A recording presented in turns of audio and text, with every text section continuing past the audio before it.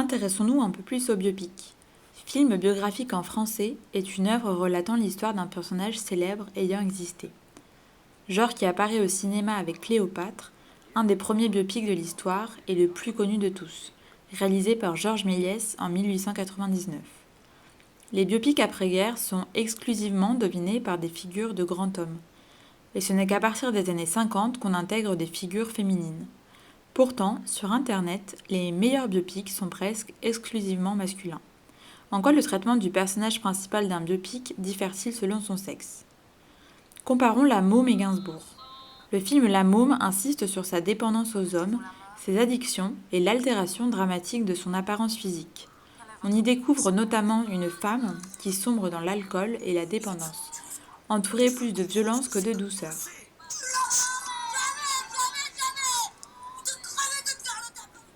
Ce biopic semble refléter uniquement un aspect désastreux de sa vie, et rares sont les moments de gaieté et de bonheur. Alors que celui sur la vie de Gainsbourg, qui a pourtant rencontré le même type de problème, alcool, dépendance, est présenté comme une accumulation de succès amoureux. Moi, quand j'ai rendez-vous, c'est avec des gonzesses. Et notamment artistique. En quelque sorte, les hommes n'ont du succès que grâce à leurs personnages, alors que les femmes accèdent à la création via la passion ou via les hommes. Voyons si ces remarques s'appliquent à d'autres films. Dans Marie Curie de Marie-Noël, première femme à recevoir un prix Nobel grâce à ses découvertes sur le radium, on retrouve plus l'image d'une femme veuve que d'une physicienne se battant pour imposer sa place dans un monde gouverné par des hommes. Pourquoi c'est moi qui suis en vie? Il était tellement meilleur que moi. Si elle reçoit bien un second prix Nobel dans le film, on se concentre moins sur ses travaux que sur sa scandaleuse aventure avec un homme marié. A l'inverse, dans The Theory of Everything de James March, biopic dédié à Stephen Hawking, bien que l'on retrouve au premier plan son histoire d'amour ainsi que sa maladie, on y voit aussi un homme ayant dévoué sa vie à ses recherches sur le temps. So, this black hole at the beginning of time. Brilliant.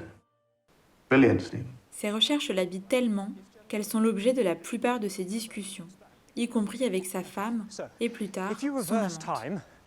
And the universe is getting smaller. All right. So, what if I reverse the process all the way back to see what happened at the Cette beginning of infidélité time? ne prend que très peu de place dans le film, contrairement à celle de Marie Curie. On note aussi que ce film s'intéresse à toute la vie de Stephen Hawking depuis ses premières recherches, là où Marie Curie commence alors qu'elle est déjà prix Nobel. S'il peut paraître logique de romancer un peu la narration, il est étonnant de voir à quel point les arrangements avec la réalité profitent plutôt aux hommes. Prenons l'exemple de Black Klansman, présenté par Spike Lee comme une histoire vraie.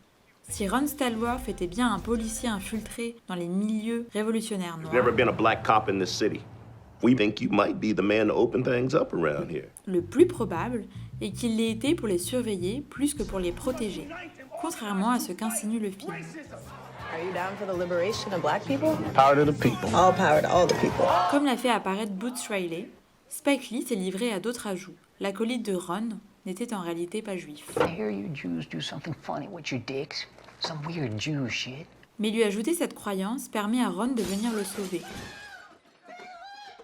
Il n'y a pas eu non plus d'attaque à la voiture piégée, mais cette scène permet de renforcer l'aspect héroïque des deux protagonistes. Stay still! Where's the bomb? Freeze! Get off her! I'm gonna fucking shoot you! Whoa, get off her! Say the word white. The Easy! curse word. I'm a cop!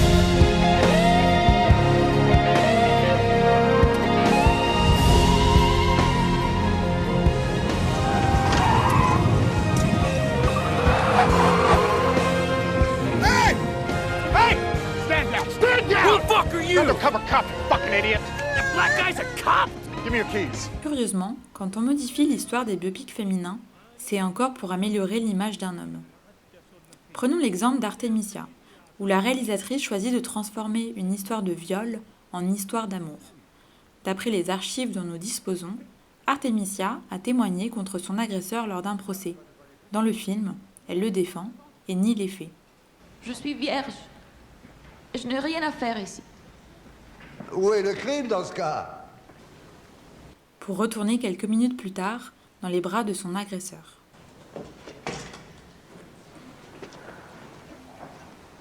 On remarque encore aujourd'hui une différence de traitement entre les biopics masculins et les biopics féminins. On s'intéresse plus aux accomplissements professionnels et personnels dans les biopics masculins, où les personnages sont davantage mis en valeur, alors que les biopics féminins sont majoritairement consacrés aux zones d'ombre et à leur vie sentimentale. Les chiffres n'étant pas favorables aux biopics féminins qui ont un budget moyen et surtout un box-office et une rentabilité moyenne bien inférieure à celle des biopics masculins.